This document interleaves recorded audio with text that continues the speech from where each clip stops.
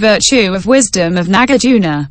Etienne Lamotte. Composed by the bodhisattva Nagarjuna and translated by the Tripitaka Dharmakaya Kumarajiva of the land of Kucha. Under the later sin. Translated from the French. By Galongma Karma Migmi Chodron. Chapter 27. The virtue of exertion. I. The nature of exertion. Question. What are the characteristics of exertion? Answer. Dynamism in activity, ease in enterprises, firmness of will, ardor of spirit, perseverance in action.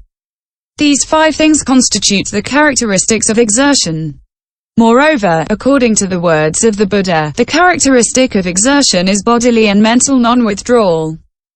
Pankavudajataka. In a former lifetime, the Buddha Sakyamuni was once a merchant chief. At the head of some merchants, he went into a mountainous and difficult region where a Raksasa demon stopped him, saying, "Stop. Do not move. I do not allow you to go on." The chief of the merchants struck him with his right fist, but his fist remained glued to the demon and could not be detached. Then he struck him with his left fist, but it, too, could not be disengaged. Next, he kicked him with his right foot, but the foot remained stuck.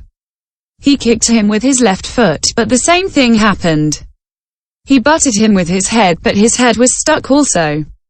The demon asked him, "Now what are you going to do? Will you give in finally?" The bodhisattva answered, "Although the 5 parts of my body are fettered, never will my mind give in to you.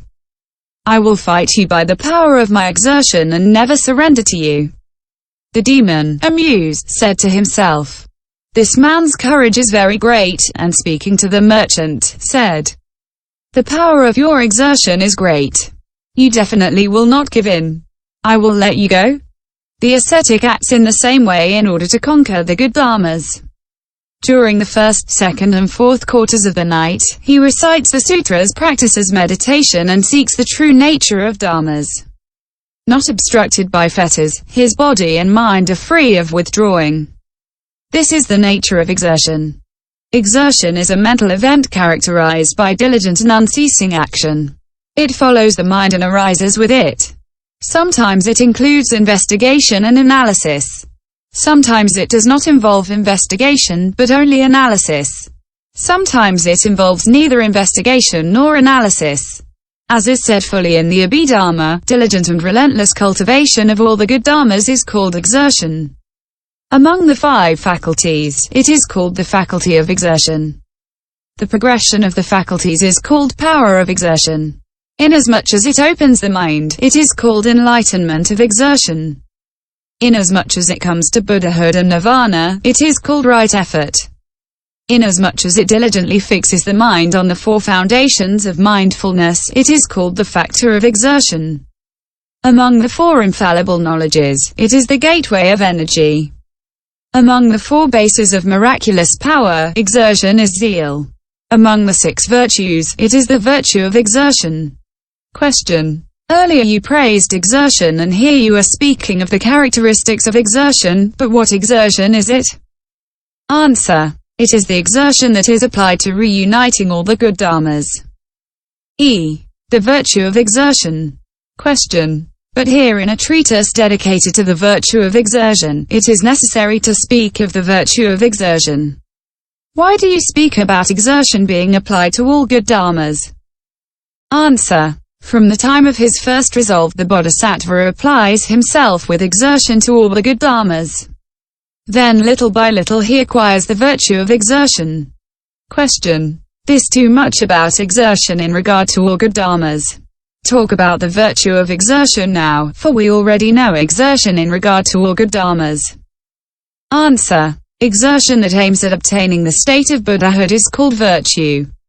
Exertion that has all the other good dharmas in view is called just exertion and not virtue.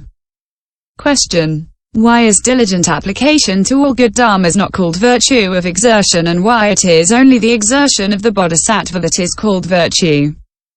Answer. Virtue indicates arrival at the other shore.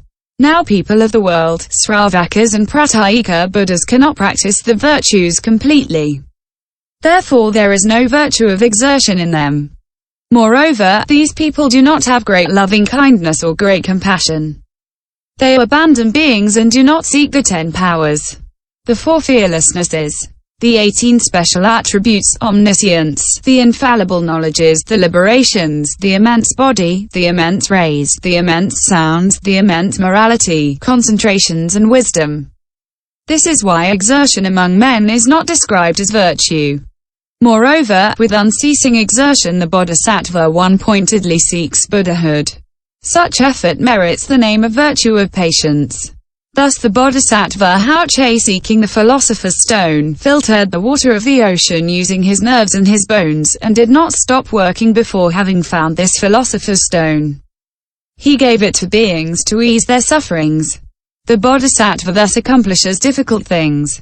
This is his virtue of exertion.